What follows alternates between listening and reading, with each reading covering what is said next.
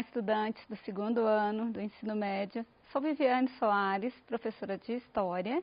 Estou aqui para mais uma aula no programa Se Liga da Educação. Nossa aula de hoje é sobre identidades culturais e globalização. Vamos lá? Então, nós temos nessa aula como principais objetivos, né? A gente espera aí que você seja capaz de analisar a diluição das fronteiras econômicas no mundo globalizado, em contraposição à busca de afirmação das identidades culturais locais. Para isso, nós vamos trabalhar com alguns conceitos importantes, né? Entender aí de que a gente está falando. Então, por exemplo, quando falamos em identidade cultural, nós estamos falando de quê, né? Então, a gente está falando de representação de um povo, de uma cultura, o sentimento de identidade de um indivíduo dentro do seu contexto social. Ela é construída ao longo da vida, das relações sociais. Então, por exemplo, quando eu falo, eu sou brasileira, o que faz com que eu me identifique com os demais brasileiros? Ou o que faz com que eu, estando aqui em Minas Gerais, me sinta tão brasileira quanto alguém, né, que vive lá no Acre, que vive lá no Pará, por exemplo, né? Então, a gente tem alguns laços identitários, né? Vamos dizer assim, a gente tem aí alguns costumes, uma cultura, né? Algo que faz com que nós identifiquemos, né? Ou nós nos identifiquemos com determinado grupo. Então, quando nós falamos de identidade cultural, a gente fala também de um sentimento de pertencimento, né? Nós não escolhemos, por exemplo, o local em que nós vamos nascer, né? Essa escolha ela é dos nossos pais. Então, assim, nós já nascemos assimilando, né, e incorporando na nossa vida algumas características que são próprias desse lugar. Então, mas o que não quer dizer que a minha identidade ela não vai mudar, né? A gente, claro que isso é flexível, que ao longo dos anos a gente modifica, mas a gente vai se constituindo, carregando as características, as marcas, as experiências sociais que nós temos nesse lugar, né? Então, nós nos identificamos, por exemplo, como brasileiros e entendemos que a nossa língua ela é um fator identitário. E né? A gente pode até falar mais, nós que somos mineiros, né? Nossa língua também ela é um fator identitário, nossa língua é o português, mas nós temos aí algumas variações regionais, né? Que faz com que a gente crie expressões, jeitinho de falar, que faz com que as pessoas nos identifiquem, né? Quem nunca saiu do estado e está conversando no lugar público, alguém passa e fala assim, ó, você é mineira, né? Isso já aconteceu comigo várias vezes. E eu mesma não percebo o porquê de a pessoa me identificar como mineira, né? Porque isso está tão enraizado, isso faz parte da minha formação, isso faz parte da minha identidade cultural, né? Ao passo que muitas vezes para mim parece natural. Não é natural, né? Eu não nasci falando trem, uai, né? E conhecendo essas expressões. Isso eu vou constituindo ao longo da minha vida. Ao passo que se eu não tivesse nascido aqui em Minas Gerais, é provável, né? Por exemplo, que se eu tivesse nascido no Rio Grande do Sul, eu estaria falando bate, né? Como uma expressão que é muito comum. Então, assim, é importante a gente pensar que a identidade cultural, ela nos liga a um grupo, mas que ela não é limitada, porque nós temos, por exemplo, características que me identifica como brasileira, mesmo eu sendo mineira, mas que identifica uma pessoa que vive no Rio Grande do Sul como brasileira também. Mas nós temos algumas características que são muito próprias de Minas Gerais e que eu não vou ver lá no Rio Grande do Sul e assim em outros locais também. Então é muito importante a gente entender esse conceito, né, como algo que nos caracteriza, que nos identifica, mas levando sempre em consideração que isso não é algo imutável e levando em consideração também que isso está num longo processo, né, de construção. É muito comum você ver uma pessoa que vem do Rio de Janeiro, por exemplo, e vai viver em Minas, e com o tempo vivendo aqui, ela deixa de puxar lá, né, o S, né, e isso deixa de ser um costume. Quer dizer, a gente vê que há uma modificação também, né? Outras características sendo aí, a pessoa vai aderindo a outras características, isso pode acontecer. Mas nós vamos falar mais sobre isso, né? Vamos para o nosso próximo conceito, porque a gente está falando de identidade cultural e a gente está falando também de globalização. Então, a globalização, ela é um dos processos de aprofundamento internacional da integração econômica, social, cultural e política. Muitas pessoas falam que a globalização começou lá atrás, né, no processo de expansão marítima, nos primeiros contatos, né? É claro que não, naquele momento, esse termo, a palavrinha globalização, ela ainda não era utilizada. Né? Mas entendia-se que havia sim, né, um grande encontro de culturas, né? Desde que o europeu ele se lança ao mar, né, que ele vai se aventurar tanto as suas viagens rumo ao Oriente, né, em busca de novos mercados, né, e tanto a sua chegada, né, à região onde hoje é a América, isso tudo promove uma integração cultural muito forte. Uma integração que ela só tende a crescer ao longo dos anos.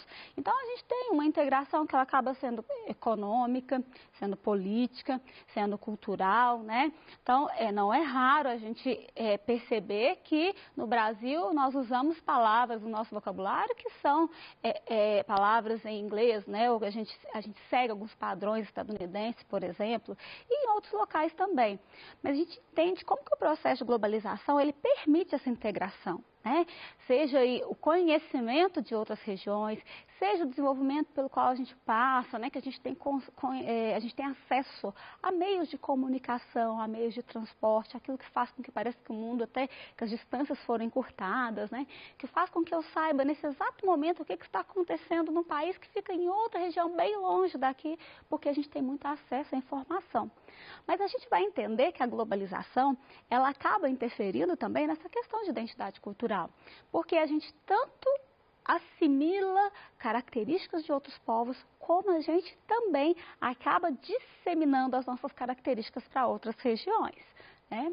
Então, é um dos pontos importantes para a gente tratar nessa aula, que a identidade cultural ela está relacionada com a forma como vemos o mundo exterior e como nos posicionamos em relação a esse mundo. Né? É um processo contínuo, como eu falei, né, gente? Nós nunca estamos prontos quando a gente está falando de formação de identidade, né? Então a gente continua nesse processo de formação. É um processo perpétuo, ou seja, enquanto estivermos vivos, né, nós estaremos passando por constantes transformações. E isso aí também, né, ele fala que a identidade, né, isso diz pra gente que a identidade de um sujeito, ela está passível de várias mudanças ao longo da sua vida. Então, quais são os laços que ligam alguns elementos, né, de certos povos? A gente pode citar aqui alguns deles. Né? A gente tem a questão da linguagem, como eu falei inicialmente, né, tanto nos identificarmos como brasileiros que falam português, quanto identificarmos por causa das variações linguísticas que a gente tem, que são aí referentes, né, ao lugar onde a gente vive, de uma característica mais regional, inclusive, né, o nosso modo de agir também, né, determinadas ações que nós temos, ela nos diz, né, de que povo nós pertencemos, vamos falar assim, né, por exemplo, se eu passei na porta de uma igreja e fiz algum sinal específico, as pessoas conseguem me identificar como parte de um grupo religioso. Né? Ou se eu participei de algum tipo de manifestação, né, que seja política ou que seja cultural, as pessoas conseguem me identificar com aquele grupo específico, né? Então, quer dizer, nós acabamos emitindo sinais que a gente faz parte daquele todo, né? Que a gente compartilha as ideias de determinado grupo. Então, o nosso modo de agir, como nós falamos, para a gente falar em modo de agir, a gente pode falar de modo de agir e também de vestuário, que é o próximo tema aqui, tópico aqui, né? Por quê? Tanto o nosso modo de agir como o nosso modo de vestir, ele diz muito da gente. A gente pode ver grupos, né, que são facilmente identificados por causa do seu modo de vestir. Então, se eu falar, por exemplo, de um grupo punk, né, é muito comum eu compreender pessoas com determinadas roupas, determinados estilos, determinados acessórios como membros daquele grupo, porque são grupos que não só o seu modo de agir, como o seu modo de se vestir, seu modo de se apresentar, deixa muito claro que ele faz parte, né, daquele grupo, das características daquele grupo. Um outro aspecto é a culinária.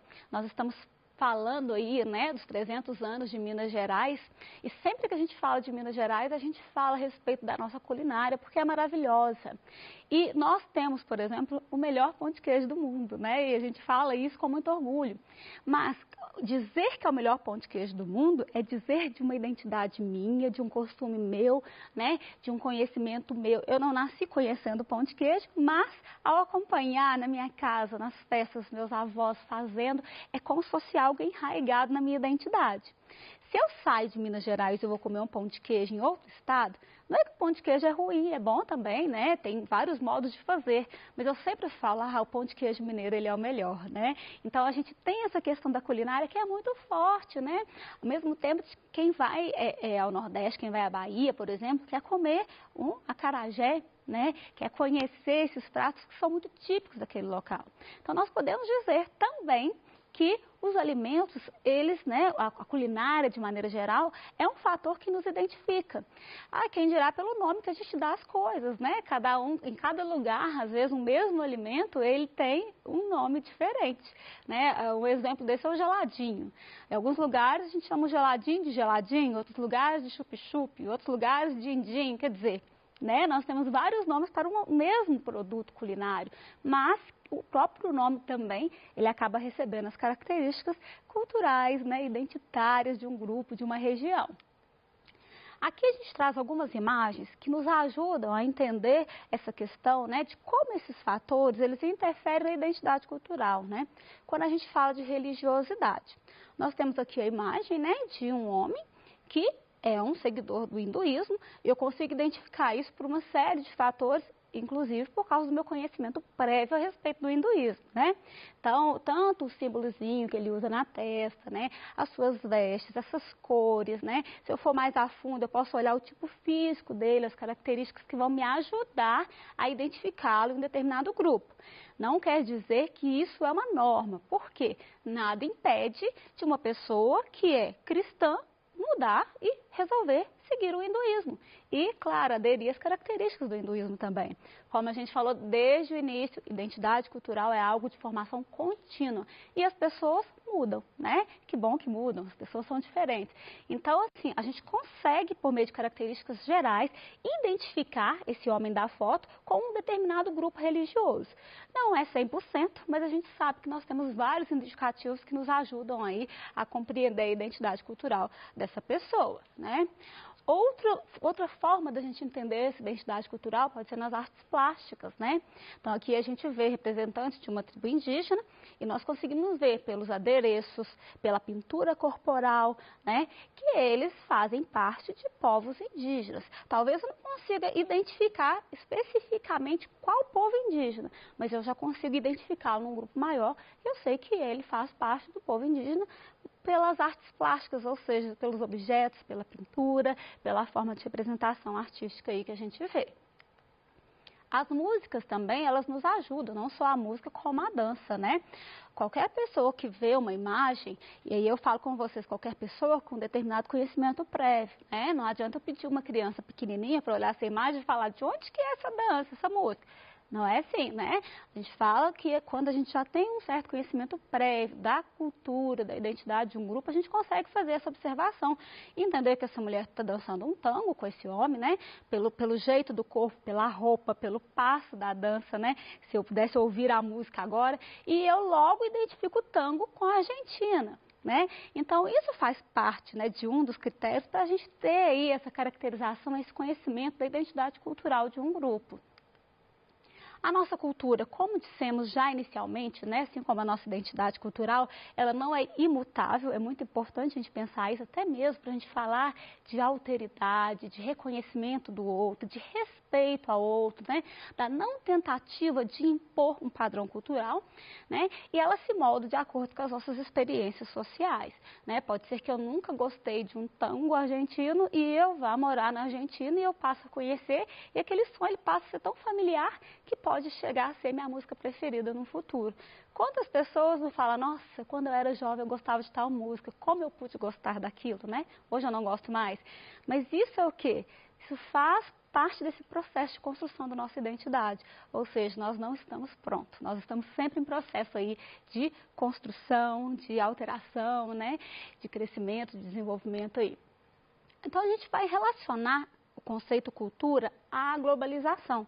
Por quê, gente? Muitas alterações, elas são fruto dessas interações que são propiciadas pela globalização. Então, a gente entende que a globalização, ela contribui para uma maior comunicação, né? A comunicação, ela permite uma transmissão de valores culturais, né? E essa transmissão desses valores, ela permite uma interação de diferentes costumes e diferentes culturas. É 100%, gente? Eu posso dizer que todo mundo tem acesso aos meios de comunicação, tem acesso a esse contato com outras culturas? Não, não é 100%, mas a gente sabe que grande parte da população tem acesso. Grande parte da população adere a um hábito porque isso é comum em outro país, em outro grupo, né? Isso acaba sendo muito forte. Um exemplo que a gente tem, né, dessa integração, dessa globalização que permite esse contato em diferentes culturas, né? Eu sempre gosto de falar dessa banda, né, desse gênero musical, porque é muito comum entre muitos dos meus alunos, né, que é o gênero K-pop, que é muito comum hoje, né, que se desenvolveu a partir da Coreia do Sul e que tem ganhado o mundo. E um exemplo muito forte desse gênero é a banda BTS, que tem, assim, né, construído no mundo todo, né, uma comunidade bem grande de fãs, que são fãs de sua música, mas fãs também, né, de tudo aquilo que eles tratam, daquilo que eles conversam, que eles dialogam, né. Por exemplo, a gente está falando da Coreia do Sul, que a gente entende, né, como muito fechada, e agora a gente vê a sua indústria cultural crescendo tanto, e jovens que estão dispostos a discutir os mais variados temas, como política, homossexualidade, né, a questão sobre a condição de vida, e isso tudo acaba atraindo um número grande de fãs que curtem as suas músicas, o gênero K-pop, que cresce muito, mas começam também a tentar vestir-se como eles, né, a seguir alguns padrões, e tudo isso é possível por causa dessa globalização, por causa desse contato que a gente tem, e como eu falei, vai forjando novas identidades, né, as pessoas passam a gostar, passam a se identificar, né, e isso é muito forte dentro desse nosso contexto globalizado. Então, a gente tem aí uma forte interação cultural, mas a gente precisa refletir que não é um processo igualitário, né? A gente sabe que alguns centros economicamente mais fortes acabam transmitindo com maior facilidade, com maior poder os seus elementos culturais, né? Ao passo que outros, às vezes, acabam que mais recebem, né, essas características dominantes, né? E a gente sabe que o acesso também ele não é o mesmo para todo mundo. E aí a gente chega num outro ponto que é muito importante a gente discutir, que é a respeito da indústria cultural e pensarmos que ela gera e controla padrões de comportamento e os costumes das pessoas, como roupas, padrões de etiqueta, né, comportamento. Então, muitas vezes a gente acha que a gente mesmo está fazendo as nossas próprias escolhas, quando a gente não percebe que a gente acaba sendo aí incentivado por uma indústria cultural. Então, a gente nem percebe, mas a gente vai o quê? Né, interiorizando determinadas características, né? Até ali na charge a gente vê a TV manipulando, né, uma cidadã, que é uma cena típica de uma sociedade capitalista, né? Então, para a gente fechar nossa aula, é muito importante nós comentarmos a respeito, né, do Brasil, como que a gente tem uma cultura plural, né? Todos nós já estudamos em vários momentos a respeito dos vários grupos que compõem a nossa cultura e faz com que a gente seja tão diverso, né? Que isso é muito importante. Assim como é importante o reconhecimento do outro, né? O que ficou aí conhecido como o relativismo cultural, né? Que é do pensador Franz Boas, que vai falar que a gente precisa entender que todas as culturas são particulares, são singulares e devem ser observadas de acordo com a sua própria história e com a sua particularidade. Então, que possamos respeitar cada vez mais a cultura do outro. Deixa aqui uma atividade, né? A gente retoma aqui que a gente trabalhou identidade cultural, globalização e indústria cultural. A atividade que o seu gabarito fica disponível para você, para que numa próxima oportunidade você possa fazer. Em breve voltamos com outros temas. Até mais!